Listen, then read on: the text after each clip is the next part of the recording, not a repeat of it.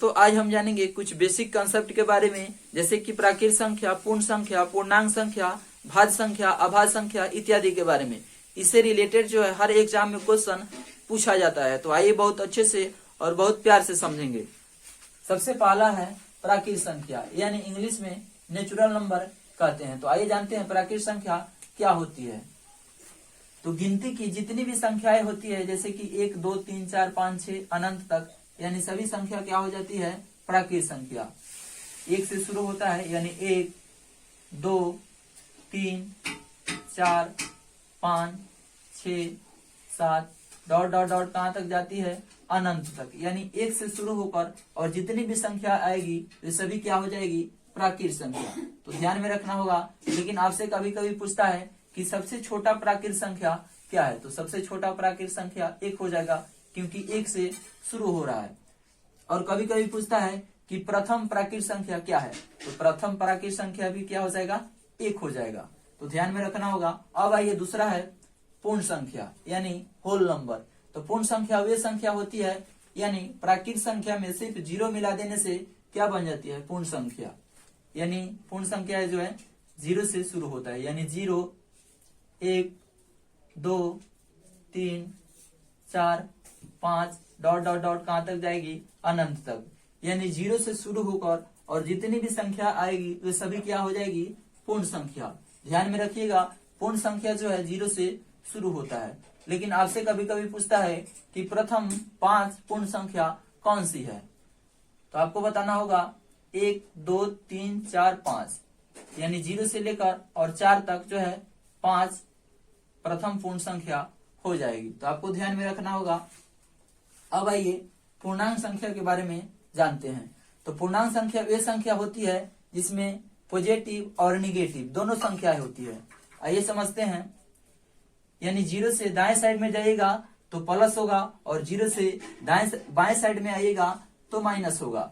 यानी 0 से इधर जाइएगा तो +1, +2, +3, +4, +5 डॉट डॉट डॉट कहां तक जाती है अनंत तक। लेकिन बाएं साइड में आइएगा तो क्या होगा माइनस में होगा, यानी -1, -2, -3 डॉट डॉट डॉट कहां तक जाएगी ये भी अनंत तक। यानी 0 से दाएं साइड में जाएगा तो किसी भी संख्या का मान बढ़ते जाएगा, लेकिन 0 से बाएं साइड में आएगा तो किसी भी संख्या का मान घटते जाएगा। यानी 0 से दाएं साइड में जाइएगा तो क्या होगा संख्या का मान बढ़ते जाएगा। यानी देखिएगा यहाँ पे 1 और 2, यानी 1 से बड़ा है क्या 2, 2 से बड़ा है 3, 3 से बड़ा है 4, 4 से बड़ा है 5, यानी किसी भी संख्या का मान दाएं साइड में बढ़ते जाता है। क्या होता है बढ़ते, यानी बढ़ते क्रम से हम लिख सकते हैं। लेकिन बाएं साइड में आइएगा तो किसी भी संख्या का मान जो है घटते जाएगा।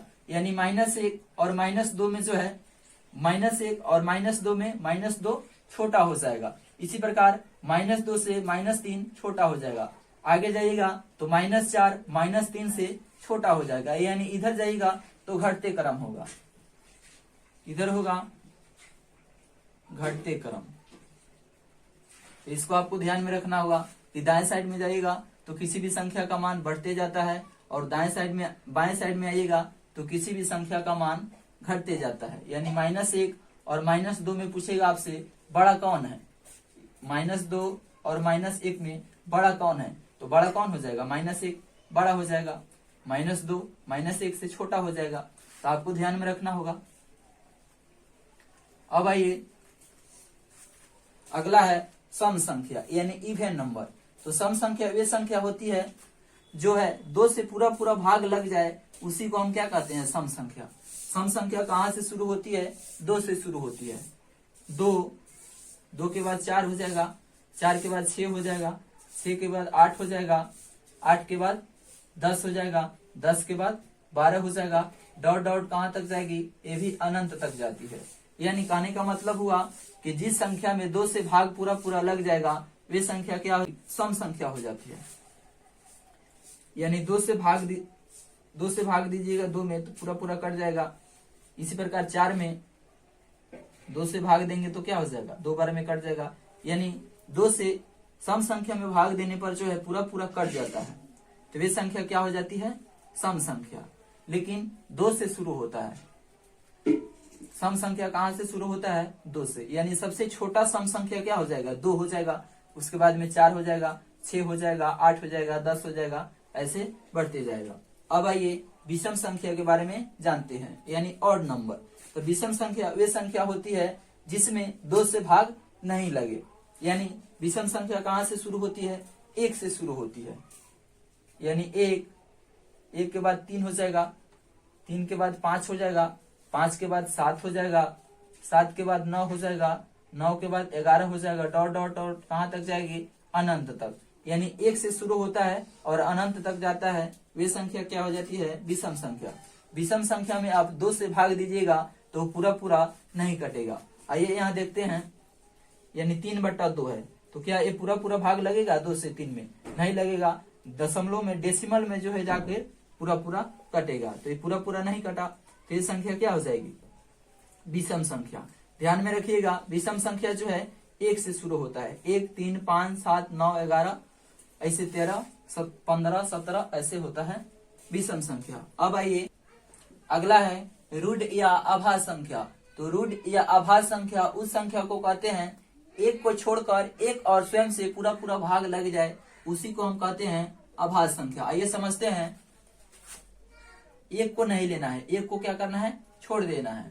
इसके बाद में 2 को देखेंगे, तो 2 को देखेंगे तो 1 से पूरा पूरा भाग लग जाएगा और स्वयं से यानी 2 से भाग लगेगा, इसके अलावा किसी और से भाग नहीं लगेगा 2 में, तो 2 क्या हो जाएगा, आभास संख्या हो जाएगा। इसी प्रकार अगला देखेंगे, 3 को चेक करेंगे तो 3 1 से भाग लगेगा और स्वयं से यानी 3 से भाग लगेगा, इसके अलावा किसी और से भाग नहीं लगेगा, तो 3 भी क्या हो जाएगा, आभास संख्या हो जाएगा। अब आइए 4 को चेक करते हैं, तो 4 1 से पूरा पूरा भाग लगेगा, 2 से भी लग जाएगा और स्वयं यानी 4 से भी लग जाएगा, 1 और स्वयं के अलावा किसी और से भाग इसमें लग गया, तो 4 क्या होगा, आभास संख्या नहीं होगा। अब आइए अगला देख लेते हैं 5 जो है 1 से पूरा पूरा भाग लगेगा और स्वयं से भाग लगेगा, यानी 5 से भाग लगेगा, इसके अलावा किसी और से भाग नहीं लगेगा, तो ये भी क्या हो जाएगा, 5 आभास संख्या हो जाएगा। इसी प्रकार 5 के बाद 7 होता है, 7 के बाद 11 होता है, 11 के बाद 13 होता है, 13 के बाद 17 होता है, 19 होता है, ऐसे जो होता है क्या होता है, आभास संख्या। 1 को छोड़कर एक और स्वयं के अलावा किसी और से भाग नहीं लगे, उसी को हम क्या कहते हैं, आभास संख्या। अब आइए दूसरा देखते हैं, दूसरा है यौगिक या फिर भाज्य संख्या।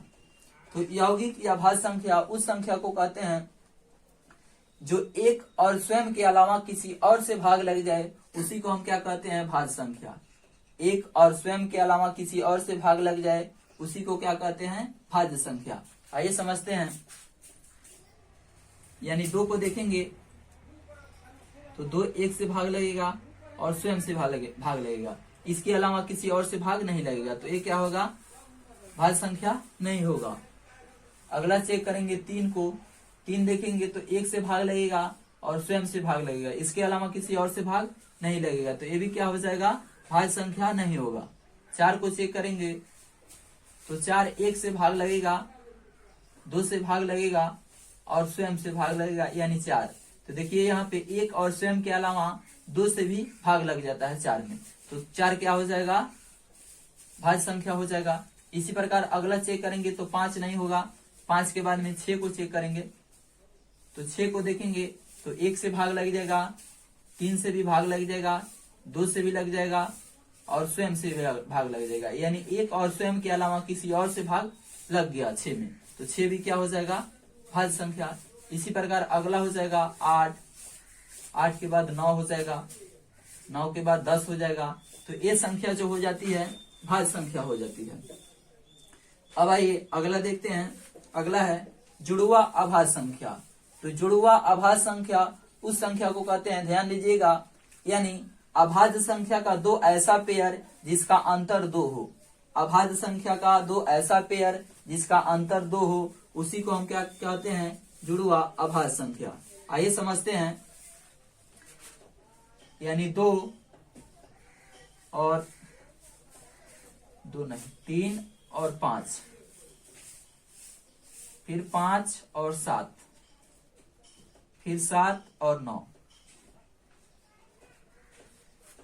देखते हैं 5 और 3 का अंतर कितना हो जाएगा, 2 हो जाएगा, यानी 5 में से 3 को घटाइएगा तो अंतर 2 आ गया। अब देखेंगे दोनों अभाज्य संख्या है या नहीं, तो 3 भी एक अभाज्य संख्या है, 5 भी एक अभाज्य संख्या है, तो 3 और 5 क्या हो जाएगा, जुड़वा अभाज्य संख्या का पेयर हो जाएगा। अगला देखिए 7 और 5 का अंतर कितना हो जाएगा, 2 हो जाएगा। अब देखेंगे 5 अभाज्य संख्या है कि नहीं है, तो 5 एक अभाज्य संख्या है और 7 भी एक अभाज्य संख्या है, तो ये भी क्या हो जाएगा, 5 और 7 5 और 7 का जो भी पेयर बन रहा है वो क्या हो रहा है, जुड़वा अभाज्य संख्या।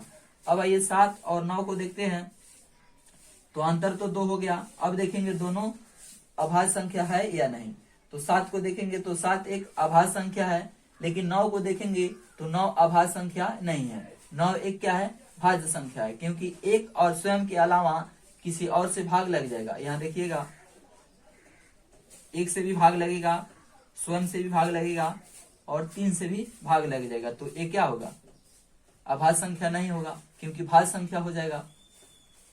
तो ये संख्या क्या हो जाएगा, 7 और 9 का पेयर जो भी बन रहा है वो क्या हो रहा है, जुड़वा अभाज्य संख्या नहीं हो रहा है। तो 3 5 5 7 ऐसे जो होता है जुड़वा अभाज्य संख्या होता है, इसका अंतर 2 हो और दोनों जो है अभाज्य संख्या होना चाहिए। समझते हैं, यानी 2 और 3 का एचसीएफ निकाला जाएगा तो 1 आएगा, तो ये क्या हो जाएगा, स्व अभाज्य संख्या हो जाएगा। इसी प्रकार एक और देखते हैं 3 और 5 का एचसीएफ निकालिएगा तो 1 आएगा, तो ये भी क्या हो जाएगा, स्व अभाज्य संख्या हो जाएगी। अब आइए एक और चेक करते हैं 5 और 7, इसका भी एचसीएफ निकालिएगा तो 1 होगा, तो ये भी क्या हो जाएगा, स्व अभाज्य संख्या हो जाएगी। एक और देखते हैं 7 और 9 का एचसीएफ निकालिएगा तो 1 हो जाएगा, तो ये भी क्या हो जाएगा, स्व अभाज्य संख्या हो जाएगा। इसमें भाज्य आए या अभाज्य आए उससे कोई मतलब नहीं है, उसका एचसीएफ 1 होना चाहिए, तभी जाके होगा स्व अभाज्य संख्या। अब आइए आगे देखते हैं, अगला है परिमेय संख्या यानी रेशनल नंबर। तो ध्यान दीजिएगा, परिमेय संख्या उस संख्या को कहते हैं जिसे p बटा q के रूप में लिखा जा सकता है, जैसे कि p बटा q, यानी जिसे हम बटा में लिख सकते हैं उसी को क्या बोलते हैं, परिमेय संख्या।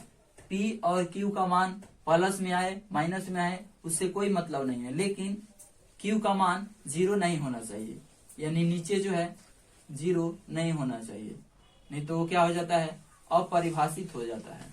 इसे हम p बटा q के रूप में नहीं लिख सकते हैं जब नीचे 0 आएगा। तो जैसे कि 2 बटा 0 लिखा हुआ है, तो इसका वैल्यू कितना आ जाएगा, अपरिभाषित हो जाएगा, तो इसे हम क्या p बटा q के रूप में नहीं लिख सकते हैं, तो ये परिमेय संख्या नहीं होगा। लेकिन जब 0 ऊपर रहेगा और नीचे 2 रहेगा तो इसका वैल्यू कितना आ जाएगा, 0 आ जाएगा। 0 ऊपर से ढूलेगा तो क्या होगा, 0 ही होगा, तो ये क्या हो जाएगा, परिमेय संख्या हो जाएगा। इसे हम p बटा q के रूप में लिख सकते हैं।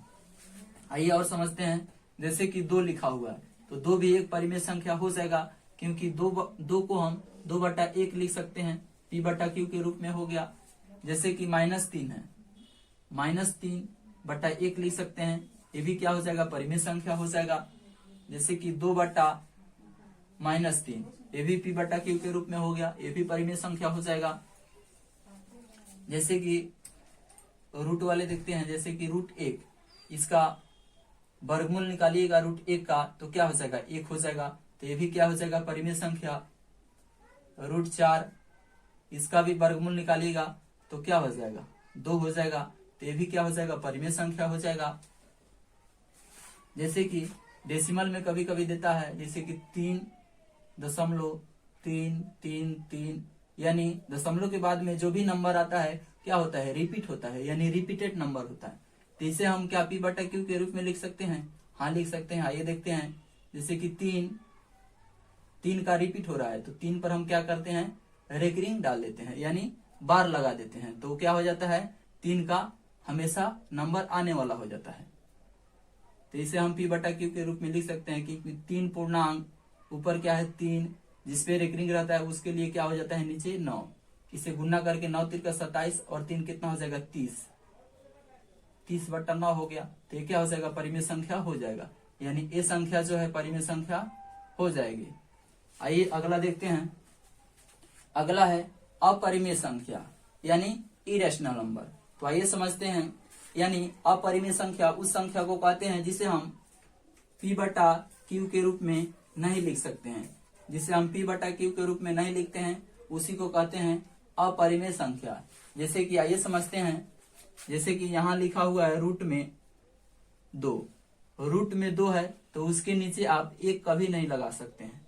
रूट 2 बटा 1 कभी नहीं लगाइएगा, नहीं तो 1 गलत हो जाएगा। इसीलिए इसे हम P बटा Q के रूप में नहीं लिख सकते हैं। और रूट 2 का पूरा जो है वर्गमूल निकालिएगा तो नहीं निकलेगा, डेसिमल में निकलेगा। तो ये भी क्या हो जाएगा, रूट 2 एक अपरिमेय संख्या हो जाएगा। जैसे रूट 3 लिखा हुआ है, रूट 3 भी क्या हो जाएगा, अपरिमेय संख्या। पाई भी क्या होता है, हमेशा अपरिमेय संख्या होता है। जैसे कि यहां लिखा हुआ है रूट 3 बटा 2, ये भी क्या हो जाएगा, अपरिमेय संख्या हो जाएगा। क्योंकि रूट 3 का पूरा जो है वर्गमूल आप नहीं निकाल सकते हैं, तो इसीलिए भी क्या हो जाएगा, अपरिमेय संख्या हो जाएगा। जैसे कि यहाँ लिखा है रूट 3 और बटा रूट 2, इसे भी आप पूरा नहीं निकाल पाइएगा, तो ये भी क्या हो जाएगा, अपरिमेय संख्या हो जाएगा। तो उम्मीद है कि ये भी आप अच्छे से समझ गए होंगे। अब आइए शांत संख्या के बारे में समझते हैं कि शांत संख्या क्या होती है। तो आइए इसके लिए एक बहुत अच्छा फॉर्मूला होता है। जैसे कि लिखा हुआ है 2/10, इसको बताना है शांत है या नहीं। तो इसके लिए एक फॉर्मूला होता है कि 2 का पावर n इंटू 5 का पावर m, कहाँ, केवल हर में। यानी नीचे जो है 2 और 5 आ जाएगा, वो क्या होता है, शांत होता है। नीचे केवल गुणनखंड में 2 और 5 आ जाए, वो क्या होता है, शांत होता है। लेकिन 2 और 5 के अलावा दूसरा कोई संख्या आता है तो वे संख्या क्या हो जाती है, अशांत संख्या। जैसे कि 2/10, 2/10 है, सबसे पहले ये कटने वाला है तो इसे हम कटाएंगे। यानी 2 पचे कितना हो जाएगा, 10। यानी 1 बटा क्या आ गया, 5। तो 5 देखेंगे इसमें है, 5 है, तो ये संख्या क्या हो जाएगी, शांत संख्या हो जाएगी। जैसे कि लिखा हुआ है 3/10, इसको चेक करेंगे तो हम 10 को कैसे लिख सकते हैं, 2 गुना 5 लिख सकते हैं। तो यहाँ देखिएगा 2 और 5 है, तो ये भी संख्या क्या हो जाएगी, शांत हो जाएगी। यानी 3/10 जो है शांत संख्या हो जाएगा। यानी 10 से भाग दीजिएगा आप 3 में, तो पूरा दशमलव के बाद में जो है पूरा कट जाएगा, तो ये संख्या क्या हो जाती है, शांत संख्या। यानी 2 और 5 होना चाहिए, या केवल 2 होना चाहिए तभी शांत हो जाएगा, या केवल 5 होगा तभी शांत हो जाएगा। लेकिन 2 और 5 के अलावा कोई भी संख्या उसमें आती है, जैसे कि 2, 5, 7, तो ये क्या हो जाएगा, अशांत हो जाएगा। जैसे कि यहाँ लिखा हुआ है 10/3, तो क्या 3 को देखेंगे तो 2 और 5 में है, नहीं है, तो ये संख्या क्या हो जाएगी, अशांत संख्या हो जाएगा। इसको आप कटाइएगा, 3 से आप 10 को कटाइएगा तो पूरा नहीं कटेगा, यानी बार जो है रिपीट संख्या करेगा, तो ये संख्या क्या हो जाती है, अशांत संख्या। सिर्फ आप 2 और 5 को इसका गुणनखंड करके बता सकते हैं कि शांत है या अशांत है। तो यहाँ नीचे क्या है, 3, तो ये संख्या क्या हो जाएगी, अशांत संख्या हो जाएगी। जैसे कि यहाँ लिखा हुआ है 25/70, तो सबसे पहले इसको हम कटाएंगे, कटने वाला है तो 5×25, 14×5 = 70, यानी 5/14 को देखेंगे तो 14 को हम क्या करेंगे, गुणनखंड करेंगे।